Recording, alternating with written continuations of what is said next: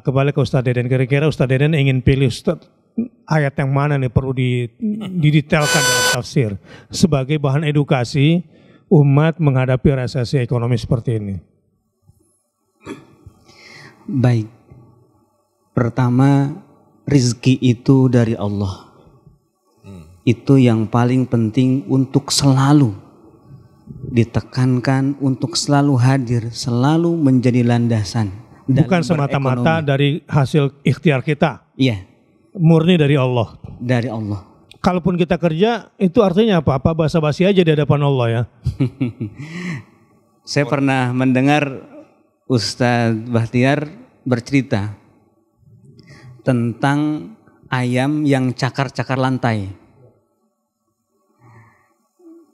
Jadi tampaknya ayam yang cakar-cakar lantai itu untuk mencari rezeki di balik lantai keramik itu tidak mungkin. Ceritanya gini. Gimana, Ustaz?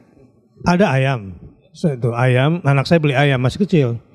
Ditaruh di lantai, dikandangin, kandang bambu itu apa namanya tuh. Ya kan kita ngelihat.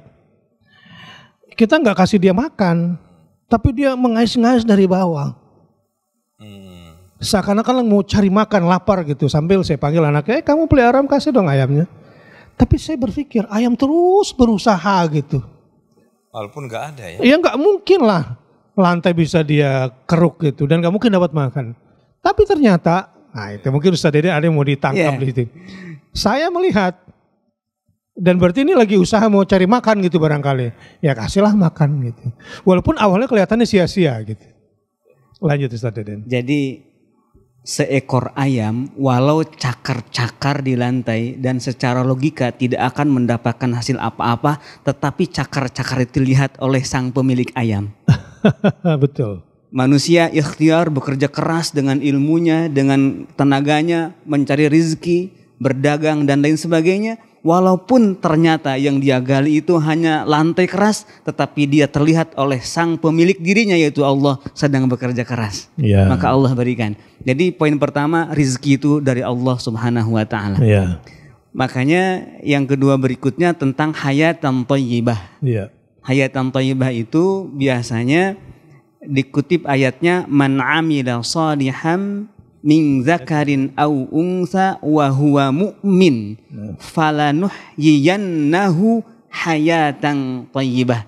Di situ pun juga ada penekanannya falanuhyiyannahu, yakni Allah lagi yang menjadikannya mendapatkan hayatan thayyibah. Ya. Bukan amal solehnya, bukan kerja kerasnya, tetapi Allah lagi yang menjadikan orang tersebut mendapatkan hayatan thayyibah dari amal soleh dan imannya itu. Kan ayatnya gini, man amila salihan. Yang pertama ya. Iya. Barang siapa yang beramal saleh, beramal saleh min dzakarin au unsa. Ya, laki-laki maupun perempuan. Wa huwa mu'minun. Jadi amal saleh tambah iman. Gitu ya. Terus falanuhyiyannahu hayatan thayyibah. Maka pastinya ya gitu, sesungguhnya aku akan hidupkan dia dengan kehidupan yang well-being, dengan kecukupan, kesejahteraan. Dengan kesejahteraan. Dan ayat ini mestinya dikaitkan dengan sebelumnya. Ya. Ma indakum yanfadu wa ma indallahi baq. Apa yang kamu miliki maka akan habis, dan apa yang ada di sisi Allah itu akan kekal. Abadi. Walanajziyannalladzina sabaru ajrahum bi ahsani ma kanu ya'malun.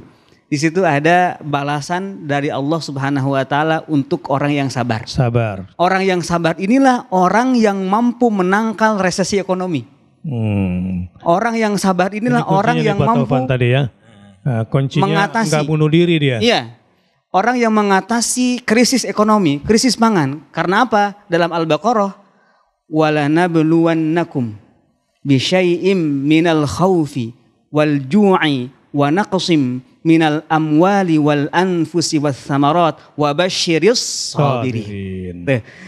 Yang akan selamat dari ujian berupa krisis pangan, rasa takut, krisis apa itu as-samarat, al-anfus dan lain sebagainya disebutkan di situ. Ternyata orang yang sabar tetap bahagia.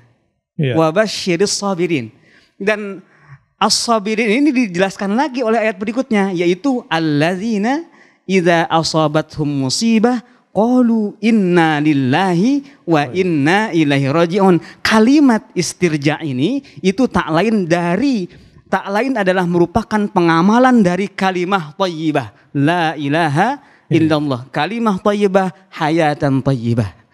Ujungnya nanti negerinya baldatun thayyibah. Di para sahabat, sekarang kita ini dalam kondisi pandemi. Dengan kondisi pandemi terutama ada social distancing dan ada penyempitan ruang gerak. Masuk ke wilayah resesi. Resesi ekonomi walaupun masih di wilayah moneter saat ini ya. Wilayah keuangan.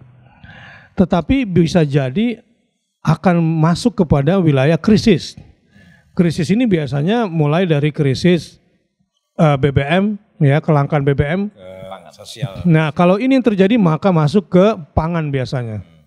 Ya, konsumsi. Nah, kalau ini yang terjadi bisa kacau sosial biasanya. Nah, dari ayat yang Ustadz Diren tadi jelaskan, yang pertama di manajemen krisis seperti ini adalah perkuat iman dan amal saleh. Dan jalani semuanya dengan satu kata kunci penting di saat krisis seperti ini, apa itu? Sabar. Bentuk sabar di lapangan adalah bukan sabar itu berarti menyerah pada keadaan, tetapi tetap kembali kepada la ilaha illallah. Nah, bentuk la ilaha illallahnya ketika bersabar adalah inna lillahi wa inna ilaihi rajiun. Itu adalah bentuk kepasrahan yang luar biasa. Ya, Masya Allah. Ya. Coba Ustadz Tirin sekali lagi, bentuk kepasrahan orang yang innalillah wa inna ilaihi rajiun dalam kondisi ekonomi ini seperti apa? Begini, ketika kalimah thayyibah sudah terhujam dalam hatinya, maka tidak ada musibah bagi dirinya kecuali hilangnya kalimah thayyibah itu. Itu yang paling bahaya. Iya. Hilangnya iman berarti sudah. Hilangnya iman. Artinya begini, orang yang sakit, misalkan sakit sakit paru-paru dan lain-lain, untuk mengobati sakit itu orang yang kaya bahkan bisa mengeluarkan semua kekayaannya sampai habis untuk menyembuhkan penyakitnya itu. Orang yang terhujam dalam hatinya kalimah thayyibah, dia akan sanggup mengeluarkan semua hartanya untuk menyembuhkan kalimah thayyibahnya. Sakit imannya itu lebih penting untuk disembuhkan daripada sakit badannya. Tingkat inna lillahi wa inna ilaihi raji'un dalam ayat yang lain, wasta'inu bis sabri was salah wa innaha lakabiratun illa 'alal khashi'in alladzina yadhunnuna annahum mulaqu rabbihim wa annahum ilaihi raji'un. Orang yang sabar itu ternyata orang yang salatnya khusyuk, yang yakin dengan pertemuan dengan Allah, yang yakin akan kembali kepada Allah Subhanahu wa ta'ala. Jadi yang sedang mengalami krisis, yang sedang sakit, jangan sampai sholatnya terganggu juga. Hancurlah semua-muanya itu. Jadi perbaiki sholatnya yang pertama kali untuk memperbaiki amal soleh itu. Nah, itu hanya bisa terjadi jika kita bersabar dan selalu kembali kepada Allah Subhanahu wa ta'ala. Pak Taufan, ini salah satu rahasianya orang Indonesia kenapa nggak bunuh diri. Kenapa di dunia barat, dunia kapitalis, seperti yang Pak Taufan ceritakan di Singapura tadi, pada bunuh diri. Jadi kalau kata Ustadz Levi tadi kan konahnya tinggi.